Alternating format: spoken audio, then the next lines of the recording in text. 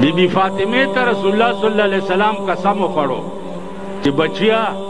په خدای قسم که دنیا کې دې څه خدمت یې ما ته ووایه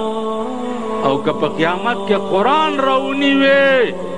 نو زه دې خلاصولی نه شم که قرآن راونیوې زه به دې خلاصولی نه شم قیامت به د قیامت سپریم کورټ او وکیل به جناب محمد رسول الله وي رسول الله به ریٹ داخل کی په سپریم کورٹ کې ریٹ وقال الرسول یا رب ان قوم اتخذوا هذا القرآن مهجورا وای به یا الله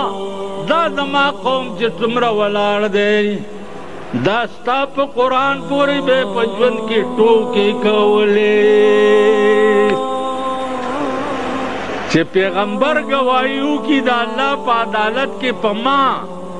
چې د قرآن سره ټوکې کولې زما دغه نیکم بیړه تباه شوه که نه